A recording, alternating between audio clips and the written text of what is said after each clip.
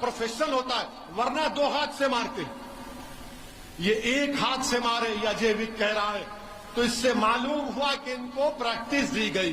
इससे मालूम हुआ कि ये तीनों मारने वाले गोडसे की नाजायज औलाद हैं, क्योंकि गोडसे ने भी गांधी को मारा था गोली से। तो ये गोडसे के जानशीन हैं, और मुझे कहने की इजाजत दीजिए कि ये गोडसे के लुत्फे से पैदा हुए हैं।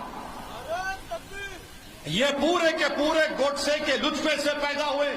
ये तीन लोग टेरर सेल का हिस्सा है। मैं आपको बता रहा हूं, मुझे शक है कि हमारे मुल्क में ऐसे लोग हैं, कितने हैं नहीं मालूम, जिनको ट्रेनिंग दी गई है, जिनको हथियार दिया गया है, और जिनको कहा गया कि बेटे गोडसे का ख्वाब पूरा करना है तुमको।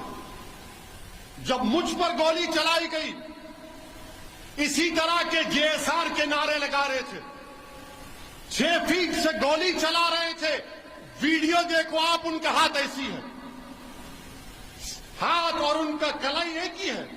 नारे लगा रहे थे। तो अल्लाह का करम था कि अल्लाह ने मुझे बचा लिया, मुझे और यामीन खान को। ये अल्लाह का करम है कि अल्लाह ने साबिका मेयर माजिद के दिल में अल्लाह ने उस वक्त वो बहादुरी डाली, वो कूद कर उनके तरफ भागा। और फिर वो लोग क्या किए, क्यों तुमने ओवैसी की पर गोली चलाई? तो क्या बोले मालूम आपको, हम मशहूर होना चाहते। तो जब मुझ पर गोली चलाई गई तो उन जालिमों से पूछा गया तुमने क्यों चलाई? तो बोले हम असदुद्दीन ओवैसी को मार के मशहूर होना चाहते थे। उनके घर वालों को भी पूछे, बोले उन्हें आता ही नहीं था, गंजटी था, उन्हें मिलता ही नहीं था। यहां पर भी ऐसी है, हाँ आता ही नहीं था, देखो ऐसा है। और वो लोग भी बोल रहे हम मशहूर होना चाहते थे। ये मशहूर होना नहीं है, ये एक बाज़ाब्ता ग्रुप है जिसको हम टेरर सेल कहते हैं। ये टेरर सेल है जिन्होंने गोली मारी उन 2 लोगों को, जिनको कोर्ट ने सजा भी दी थी, जो पुलिस की कस्टडी में थे। मारने वाले टेररिस्ट हैं और टेरर सेल का मॉड्यूल है। और अगर कोई कि ये सिर्फ ऐसा ही करे, नहीं, याद रखो और लोगों को मारेंगे। हो सकता फिर से कोशिश करेंगे मुझे मारने की, हो सकता है कि फिर से कोशिश करें, मगर मुझे परवाह नहीं है। जब तक अल्लाह जिंदा रखेगा, आप और हम जिंदा रहेंगे। सिर्फ यही है कि जब तक अल्लाह जिंदा रखे, अल्लाह ईमान को सलामत रखे, अल्लाह गाजी बनकर रखा है हमको, और शहीदों की मौत दे, ताकि हशर के मैदान में अपनी मां को शर्मिंदा ना होने दूं, अपने बाप को शर्मिंदा ना होने दूं। मगर यहां पर देखो, आप मशहूर होना चाहते थे। मेरे भाई, 1 महीने की ट्रेनिंग ली गई, 500 गोलियां चलाई गई, और फिर तब जाकर इन्होंने वो ऑपरेशन को अंजाम दिया। अब हम पूछना चाह रहे, बरसरे इख्तिदार जमात के, हमारे मुल्क के प्रधान सेवक से, उत्तर प्रदेश के वजीर आला से, ये कैसा हुआ? और उन पर यूएपीए क्यों नहीं लगा? उन पर यूएपीए क्यों नहीं लगा? इस पर कोई जवाब नहीं देंगे। इनको हथियार किसने दिया? 8-8 लाख की वेपन किसने दिया?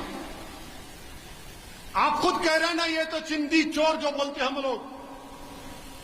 इनके पास घर में इनके छत नहीं है, 8 लाख का वेपन कौन दिया? बोलो। नहीं बोलेंगे। अच्छा, फिर उत्तर प्रदेश के चीफ मिनिस्टर से हम पूछ रहे हैं, आपको खत मिल गया होगा जिसमें एक मरने वाले ने लिख कर दिया कि मैं उत्तर प्रदेश के मुख्यमंत्री को और सुप्रीम कोर्ट के सीजीआई को खत भिजा दूंगा अगर मैं मर जाऊंगा। तो कौन वो आदमी है जो मेरी मौत का सबब बना? आप बताओ। खत तो आपको पहुंच गया होगा, कौन लिया ये जान इन लोगों की?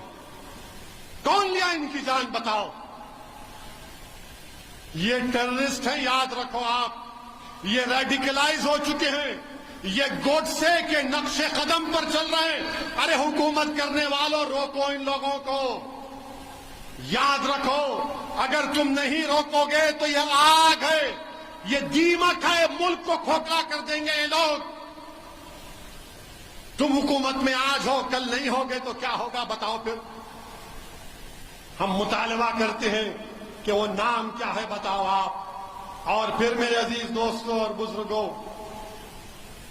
پولیس تو ماشاءاللہ اس وقت ایک گولی نہیں ماری، سسپینڈ کر دیا ان لوگوں کو. اب وہ بیچارے کیا ہے نہیں معلوم. اور پھر آپ دیکھتے ہیں کہ جنید نصیر کو مارا گیا.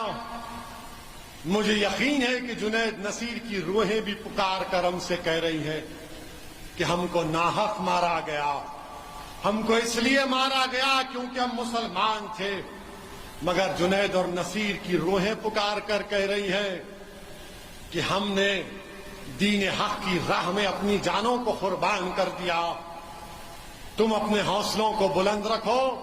جمہوریت کے دائرے میں رہ کر ہم سے جو ناانصافی کی گئی